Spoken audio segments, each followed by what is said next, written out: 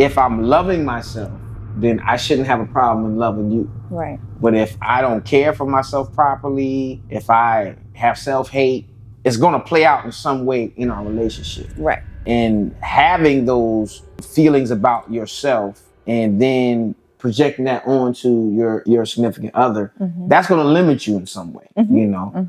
It's going to affect your belief system. The Joyce Team Lovecast. They podcast. We love cast.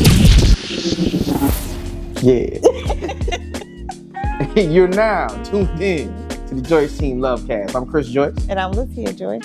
And we're just here to give you some real tips for your relationships. With real love in a real way. Real love in a real way. Yes. One more again. Yes. So, girl, wife, love of my life. What are we talking about today? So today we're going to talk about self-sabotaging and self-destructive thought patterns that could potentially lock you out of the loving relationship that you desire. Ooh, that's a good one. Yes. Self-sabotaging, self-destructive thought patterns that could potentially lock you out of the loving relationship you desire. Yeah. And so, you know that all starts with yourself, right? You got to deal with you before you can really come to the table with someone else. Yes. You know? When you think of some examples of what could be considered self-sabotaging or self-destructive thought patterns, I know me personally, I think about negative self-talk. I know when we first got together, I was a negative ninja if you ever met one. You understand me? I don't really know why I was so negative. I don't really know. But I was negative. I was like, I love what I love. I like what I like. Right. But boy, I was just closed-minded. I wasn't as open-minded, you know? And I think it was as a result of me kind of talking myself out of things, which caused me to close up. You know, and so I would just speak negatively. And sometimes it's kind of passive. You know how sometimes people make light of it, but you might say, oh man, I'll never do that. Right. Or I can't do that. Right. Ain't no way I can do that. You know, that kind of stuff. And it's passive, but a lot of times the more and more you say it, subconsciously you begin to believe that about yourself. Yeah. And so I know when we first got together, negative ninja if you ever met one. You understand me? Outside of negative self-talk, having a fear of vulnerability, not wanting to be your true self. Right. Your whole self, bringing your whole self to the table, you know, and your authenticness, right?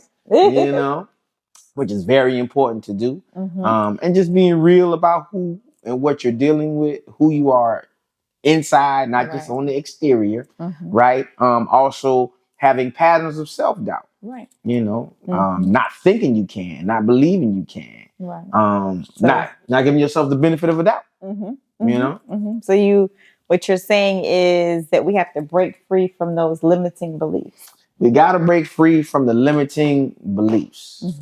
I credit my beautiful wife here for helping me to break free from a lot of limiting beliefs. Again, we grew up differently, different baselines of growth, right? Starting points in a sense. And, you know, I'm not going to say it's my family's fault or anything like that, but I just know that there were things I would see and things I would encounter, even outside of the home, that would just kind of cause me to think about not being able to do it on a bigger level. You know what I mean? Just really being comfortable at where I was and not really seeing that so much is possible and available. You know? Have you ever had to deal with limiting beliefs? Yeah. Oh, yeah? Yeah. Okay. All right. When I was growing up, we lived in the inner city of Buffalo, you know, when I was younger. And then we moved to Rochester. Okay. Suburb area of Rochester. Suburbs. And so there were a lot of things that, I mean, I had a great time in Buffalo, you know. Right. But there were a lot of things that I saw. I would have stayed there, you know, I would have had a very limited beliefs. Like I wouldn't have thought that I could get beyond where we were. And then I saw more when my environment changed. And it also rang true with my grandparents. You know, my grandmother, Mama, she was born, you know, in the South. Yeah, right. And so there was just a certain, you know, level of living thought process that she had growing up. Right. You know, and then when they moved up to Buffalo, you know, then that was totally different. But she stopped there. You know, so it was different from where she grew up, and it was so different. She was like, "Oh yeah, this is it." Right. And she didn't go beyond that until they came back down here. Yeah. I saw it was more. Right. And sometimes that happens too. Sometimes you do get to a level and you're like, well, I'm cool with this. Right. You know what I mean? Because it's the best you've seen. Right. And it's better than it was. So you're like, listen, I ain't gonna buck the bull and push too hard. You know what I mean? I'm cool with this. Right. And that could become a limiting belief. Yeah.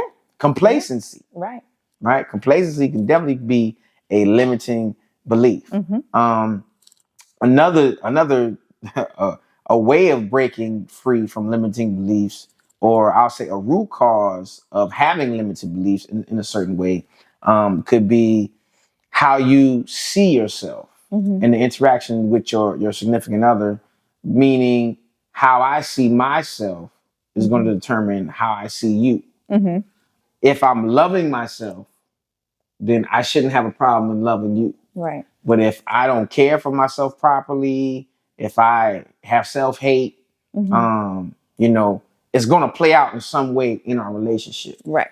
And having those feelings about yourself and then projecting that onto your significant other, that's going to limit you in some way. You know, it's going to affect your belief system. What's up, Lovecast lovers and friends? This is a special segment of our show where we like to talk about what we do to enhance our relationship, and we like to call it love exercises. So this exercise is the love touch. And what you simply do is you text your spouse that you miss them or you love them and you can't wait to see them randomly throughout the day. And it's one of my favorite things to do. And what this does, it allows your spouse to know that you're thinking about them, you can't wait to see them, and it just keeps the line of communication open while you're apart from each other. So, once you've tried this challenge, let us know in the comments.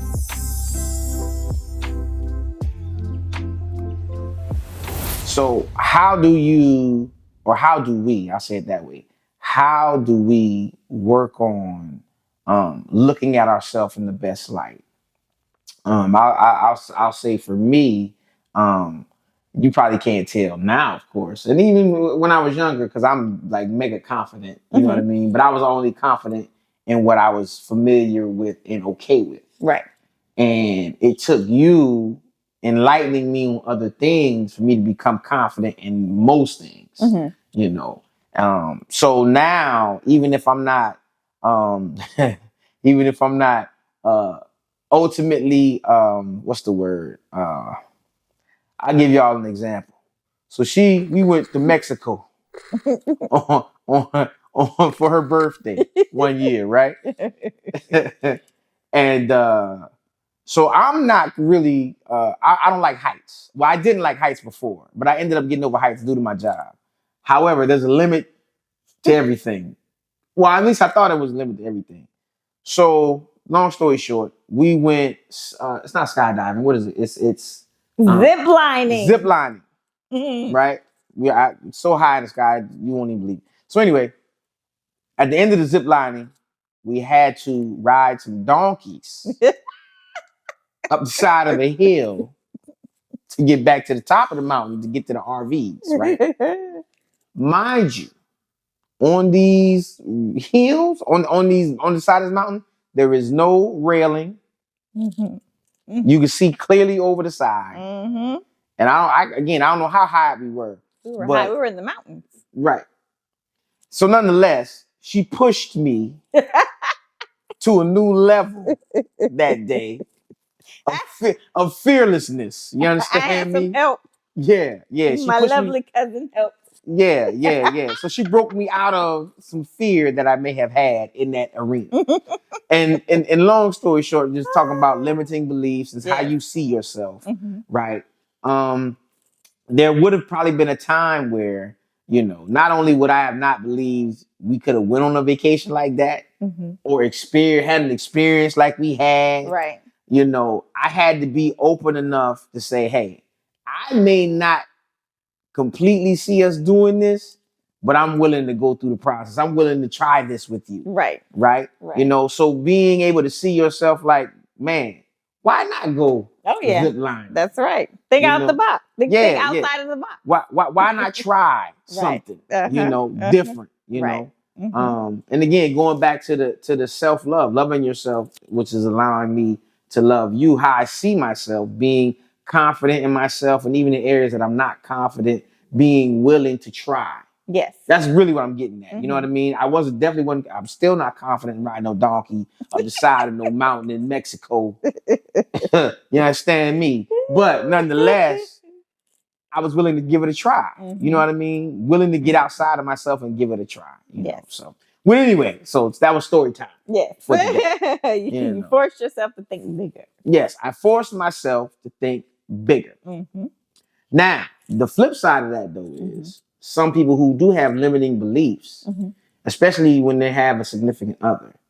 When you think you can't, you'll think your significant other shouldn't. Right.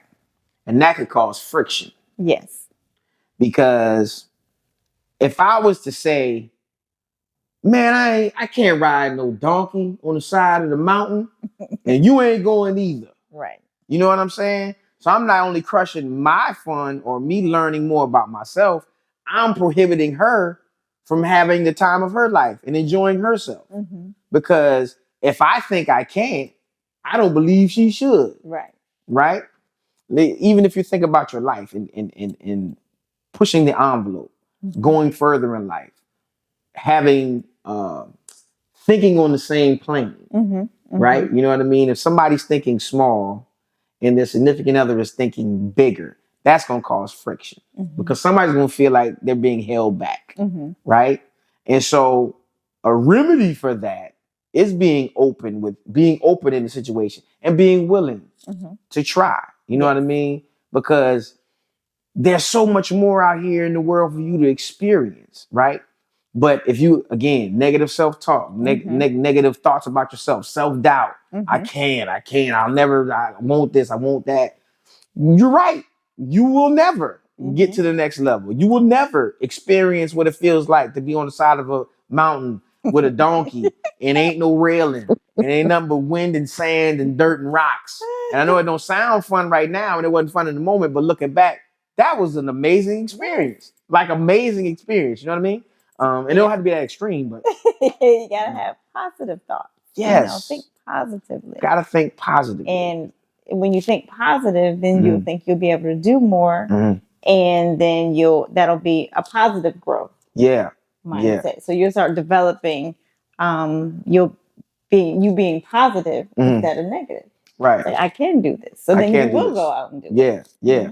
And when you do think positively, when you do think or you do have a growth oriented mindset, you'll know to get out the box. Right. And stay out the box. Stay out the box. It's important to stay out the box. To stay out the box. You can't have bigger and do bigger. Yes. Another story of ours. In our previous house, right? I was cool. You know what I'm saying? You know what I mean? That monthly mortgage was right on time. I was like, got it. You know what I mean? Not a problem. It wasn't as big as we would like, but it was comfortable. You know, it was our starter home, though. It was our starter home, but what can happen is you can tend to get complacent because it's comfortable and it's familiar. Right. And this girl right here, never to be complacent or comfortable in the situation unless she's truly comfortable. If there's more to be had, she's going to try to go for the more. She start talking this, let's get another house stuff. I'm like, yeah, right. I ain't getting no, you know what I'm saying? But she on Saturday mornings, her, good friend of hers, they going looking at houses. Yep. New neighborhoods being built, they going looking at houses. That's right. She taking videos in the houses, sending me the videos. Coming back, look at the video. You see this house? I'm like, yeah, it's cool, look nice. Put on the canvas of your imagination. Canvas of imagination, but me personally, my canvas was at the old house. That imagination was like, man, I'm comfortable here. I feel good here. We've been here for years. And what happened though is I was not allowing myself the opportunity to think bigger or see bigger, because ultimately when I did allow myself to do that and we ended up where we are now, it's leaps and bounds better. I mean, times 5. As a matter of fact, our house now, almost 2.5 times bigger than our old house. You know what I mean? And what's crazy about that is the light bill is cheaper here than it was at the smaller house. Yeah, that's right. So the things, I mean, you be self-sabotaging yourself, be like, oh man, I can't afford this. I can't do that. Not even knowing the next situation, even though it might be bigger, could still end up better than what you're leaving if you're willing to do it. Right. Willing to try, you know? So again, going back to developing, I thank you for that, helping me to develop a growth mindset, a positive mindset, willing to get outside the box, do different, and be different. Right. You know what I mean? And willing to experience different. Right. So you break away from those self-sabotaging mindsets and patterns. Right. And so in breaking away from self-sabotaging mindsets and patterns, one thing you have to do for yourself is have self-compassion. Yes. Right? Because we can be hard on ourselves. Right. You know what I mean? And that's what causes us to be limited a lot of times. Us being hard on ourselves. Whether it's you tried something before and you failed, and that's the reason why you don't really want to give things a shot or give things a try. Or you might feel inadequate, you know, whatever the case may be, you have to be able to have self-compassion, you know, give yourself grace. Right. Give yourself grace. You know what I mean? Try again. There's more out there. There's more for you to experience. There's more for you to do. You know, and again, we're dealing with ourselves today, because the only way you can really be in a healthy relationship is be a healthy individual in a relationship. Right. So we're talking about it starting with you first, and as you deal with you first, then you can bring your healthy self into a good situation. And it's not that you have to not be with anybody, right? And say, okay, let me fix myself, because you truly won't, quote unquote, fix yourself. All right, now, unless you're actually with your person, because there's going to be things that you can bring out of me that I might not see. Let me bring it out. Yeah, I'm trying to bring it out. I'm trying to bring it out, y'all. It helped me get through. Yeah, you know, and I'm like, and you'll miss out. Well, if you're like, well, I need to get myself together. No, I mean, you can, you know, be together. Yeah, but you don't have to wait. Right. You know. Right. And because you could be missing out on your growth. Yeah. Because you can't grow by yourself. Well, I wasn't growing by myself. You know what I mean? In your own little. Yeah, I was staying in my lane. I mean, there's foods I hadn't tried. There's places I hadn't gone. I didn't really have the desire until we got together. You remember when we did our first big meal? Yeah. Yeah. Right. Yep. Yeah. I mean, and so case in point, I'll give you an example. It was I wonder if it was our first. Yeah, it was our first. Our first Valentine's weekend, really, a week. And she was still pregnant. She was pregnant with our son, our firstborn. And in the city, they have something special called a restaurant week. So at least she knew that she had a baby step me. You know, but she wanted me to experience. Right. You know. And you know, we had got our tax return, you know, had our little money. Yeah, had our little monies, you know, a couple $100. Like, you know what? We gonna treat ourselves all weekend. But you know what's crazy? I remember this too. I remember because at the time, the job I had, we ended up having to work downtown. And I remember me setting the very first reservation. And the person I was working with was looking at me crazy because it was a top-notch 5-star restaurant.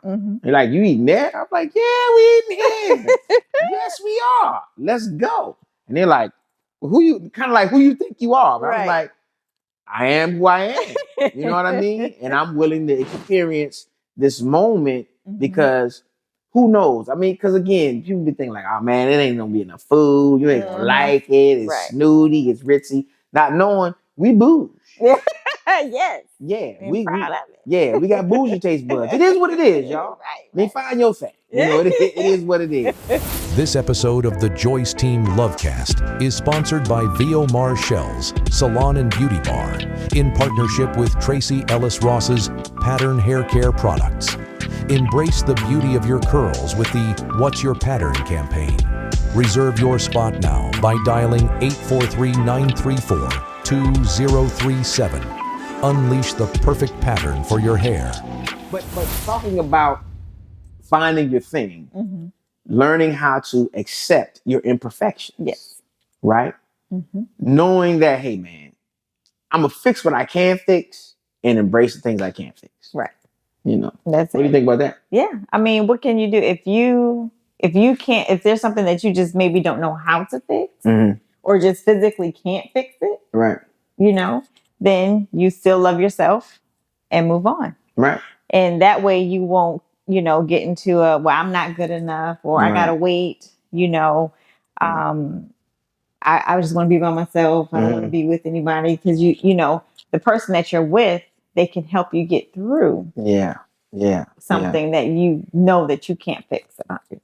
Yeah, right. Or help your perspective about it. You know what I mean? The thing that you might be self-conscious about could be the very thing that they love the most. I don't say love the most about you, but they love about you. Yeah. And they can help you see that thing differently, And so you're like, listen, I'm not perfect.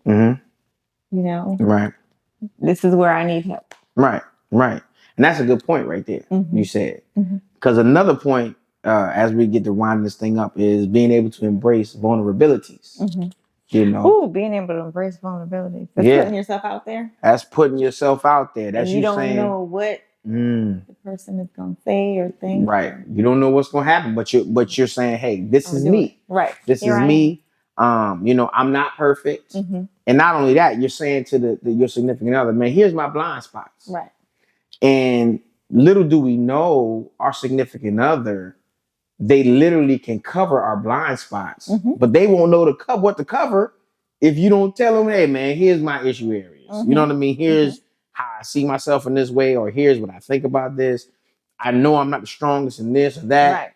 Right. Hey, I mean, there's been multiple times you've, just covered me in ways that I didn't even recognize or see at the time. I gave you an example off camera where I was like, we be driving and this said car comes up in my blind spot and I don't see it and I'm about to get over and Tia yell at me, hey, but she was just covering my blind spot. And that's how relationships can be. The person who's riding with you, rolling with you, that's your forever partner. They love you and they care about you.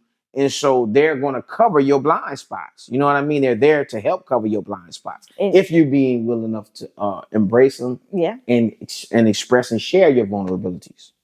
You cover all my blind spots. I cover them all, y'all. Because I'm so covered and comfortable. So covered. That we'll be out. And you'll be like, did you see X, Y, Z? And I'm like, nope. Oblivious, man. Because I know you'll see what I can't see. And I'm just that comfortable. So you're secure. Very secure. Yes. Fellas. Very secure. You ain't got a chance, baby. It's your boy. I got it locked down. She's secure in these arms. Yeah. Secure in these arms. Yeah. You know what I mean? So as we wrap it up, last point we want to discuss with you guys is self-love. And the reason why self-love is so important, because when I love me, I can love her better. And vice versa. When I love me, I can love you better. Right. Because if I hate me, eventually I'm going to begin to project hate in various ways on my significant other. And it can have adverse effects because if they don't see themselves the way they need to see themselves, they can begin to allow what I'm projecting, what they're projecting to really, and again, if you're close, it's going to cut.